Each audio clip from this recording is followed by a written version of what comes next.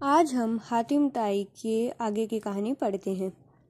एक रात को बादशाह और बेगम गर्मी से छुटकारा पाने के लिए महल की छत पर अपने लखते जिगर हातिम के साथ सो रहे थे। चारों ओर बांदी और पहरेदार बादशाह और बेगम की सेवा सुरक्षा के लिए तैनात थे। चांदनी रात थी। आसमान में खिला चंद्रमा अपनी शीतल चांदनी बिखेर रहा था। वातावरण बड़ा मोहक था। ऐसे में परीलोक की शहजादी नीलम परी अपने परी दल के साथ आसमान में विचरण करती हुई आई। महल के ऊपर से गुजरी। अपने सोते हुए माँ बाप के बीच अपनी खूबसूरती की आप ही मिसाल अबोध हातिम जाकर हाथ पैर मार रहा था तथा आकाश पर खिले चंद्रमा को पकड़ने का प्रयास करता दिखाई दे रहा था।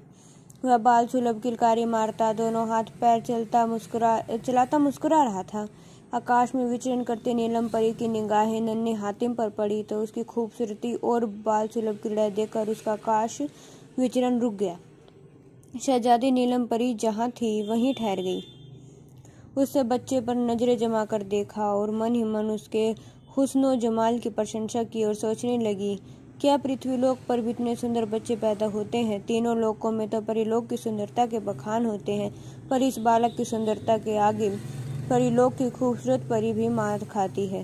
हातिम पर निगाह ठहरने और उसके बारे में विचार करते ही नीलम परी को यूं लगा जैसे उसका और हातिम का पिछले जन्मों का कुछ नाता है। उसने अपने पंख फड़फड़ाए और नीचे महल की छत पर हातिम के पास जाने का निश्चय किया। परी झुंड में ज्ञानी सुमन परी भी थी, जो बहुत ज्ञानी थी।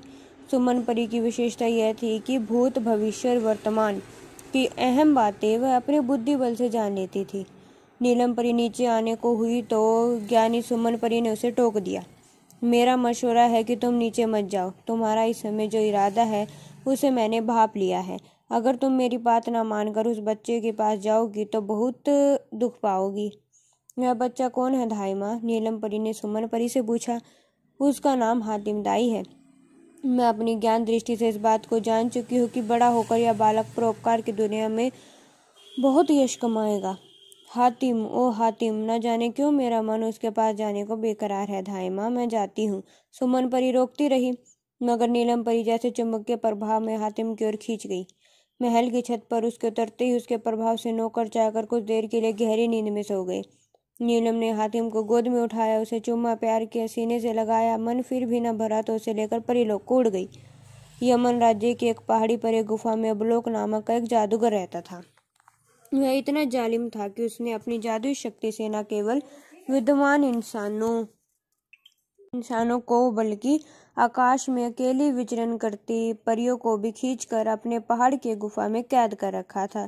वह बेद अहंकारी और अत्याचारी था। वह अपनी जादू की विद्या को मानव कल्याण में इस्तेमाल न करके उनको यातना देने और उनकी आह कराही सुनने को प्रसन्न होने के लिए करता था। वह जंगल के खूंखार दरिंदों को भी अपने जादू के जोर से अपनी जादू नगरी में खींच लेता था और उनसे इंसानों का युद्ध कराकर खून खराबा देखकर आनंदित होता था। वह परियों के पंख जलाकर उनकी चीखें सुनकर ठहाका लगाता था। ऐसे ही एक दिन वह मासूम परियों पर आक्रामक जुल्म ढाकर उन्मादी ठहाके लगा रहा था। तभी वर्षों से उसकी कैद में रह रहा अपने जमाने का सबसे बड़ा विद्वान और प्रसिद्ध ज्योतिषी शहंशाह परियों पर अत्याचार होते देख चीख पड़ा, बस कर अब लोग जादूगर, तेरे जुल्म का घड़ा भर चुका है। याद रख, तुझे मारने वाला तेरे जुल्म सितम से बेगुनाहों को छुटकारा दिलाने वाला इस संसार में आ चुका है। तुझे मरना तो है ही, पर समय रहते अपने गुनाहों से तौबा कर लेगा तो हो सकता है कुछ आसान मौत मरे। कुछ देर रुक कर शहंशाह ज्योति ने उसे जोशीले स्वर में परियों और अन्य कैदी विद्वानों को संबोधित करके कहा, कुछ समय और धीरज रखें आप सब। मैं शहंशाह ज्योतिषी भविष्यवाणी करता हूँ कि इस दुष्ट जादूगर के कष्टों से आप सबको छुटकारा दिलाने वाला इस संसार में जन्म ले चुका है। अब लोग झपटकर ज्योतिषी के पास आए और उसके गर्दन पकड़कर दहाड़ा, बता बता, कौन है वो जिसके लिए तो भविष्यवाणी कर रहा है? मैं अपने जादू के जोर से पहाड़ों को आग के शोलों में बदल कर उन्हें राख बना सकता हूँ। मैं नदियों और समुद्र का जल जादुई मंत्र फूंक कर सुखा सकता हूँ। मैं अपने जादुई मंत्रों की ताकत से हुकूमतों को हिला सकता हूँ। मुझसे बड़ा जादूगर इस संसार में अभी तक पैदा नहीं हुआ। तो किसकी बात करता है शहंशाह? अब लोग चिंगाड़ रहा था। उसकी आंखें सुर्ख हो उठी थी, नथुने फड़फड़ाने लगे थे। उसके झकझोरने चिंगाड़ने से अप्रभावित रहकर शहंशाह तेज स्वर में बोले, मैं उसकी बात कर रहा हूँ जो ना तो कोई जादूगर है ना ही कोई देवी शक्तियों का अवतार है, सिर्फ एक सच्चा इंसान है। वह तो अभी बस कुछ महीने का बालक है। मैं सितारों की गणना करके कह रहा हूँ कि वह बालक बड़ा होकर अबलोक जादूगर का सहार करेगा। उसके आगे अबलोक जादूगर की सारी जादुई शक्तियां व्यर्थ साबित होगी, क्योंकि वह एक सच्चा खुदा का नेक बंदा है। उसकी शख्सियत का यह आलम है कि परीलोक की शहजादी उसे खिलाने दुलारने प्यार करने परीलोक ले जाती है।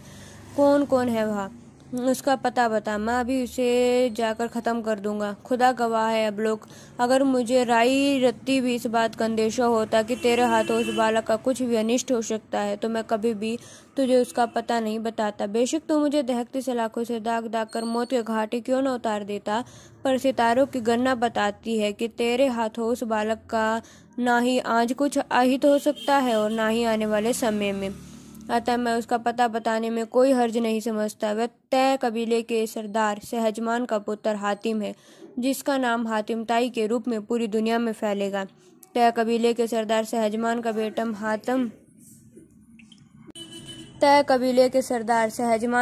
हातिम, हातिम ताई, हातिम ताई, हातिम ताई हुकारते हुए अबलोक ने जादुई मंत्र पढ़ा। देखते ही देखते वह इंसान से एक बाज की शक्ल में बदला और हातिम को लक्ष्य करके उसको नुकसान पहुंचाने के उद्देश्य से आकाश में उड़ता चला गया। उधर जब बादशाह और बेगम की आंख खुली तो वे चौंक उठे। उन्होंने बिस्तर पर नन्हे हातिम को ना पाया तो देखते ही देखते वहां कोहराम मच गया। नौकर चाकरों से जवाब तलबी होने लगी, पहरेदारों से सख्त पूछताछ की जाने लगी। किसी को कुछ भी नहीं मालूम था कि नन्हा हातिम कहाँ गया, कौन ले गया, जमीन खा गई या आसमान निगल गया। हातिम की माँ बच्चे की जुदाई के गम में विलाप करने लगी। माँ का करुण रदुन परियों की शहजादी नीलम परी से देखा ना गया।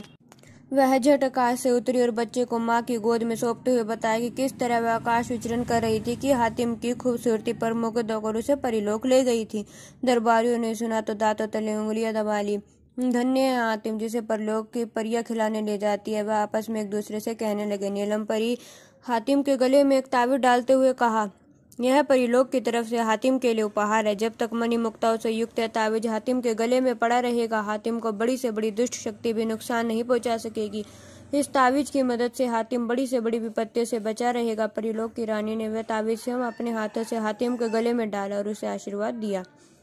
यह कहकर नीलम परी अंतर्धान होने ही वाली थी कि उसी समय खतरनाक बाज का रूप धारण किए अबलोक जादूगर हातिम का अनिष्ट करने आ धमका। उसने हातिम पर झपटा मारा, सिर पर नुकीली चोंच मारी। बादशाह, बेगम और दरबारियों में चीख पुकार मच गया। सेनापति ने तलवार निकालकर हमलावर बाज पर वार साधा। आश्चर्य, महान आश्चर्य! तलवारबाज के शरीर से यूं टकराकर टनाक के ध्वनि से टूट गई जैसे लोकवध से टकराई हो।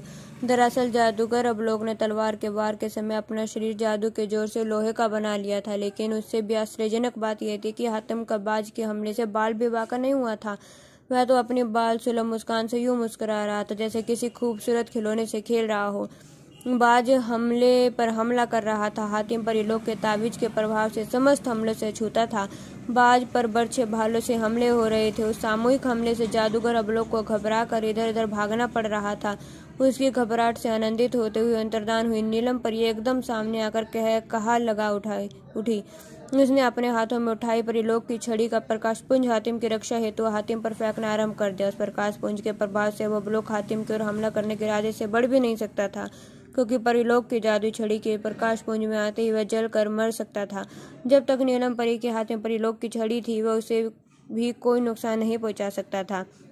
गुप्त हुआ अबलोक महल के रोशनदान से जान बचाकर बाहर निकला। फिर मानव रूप धारण करने के बाद चिंघाड़ा, नीलम परी, मैंने तुम्हें पहचान लिया है। याद रख, आज मैं तेरी वजह से ही अपने शिकार को छोड़कर जा रहा हूँ।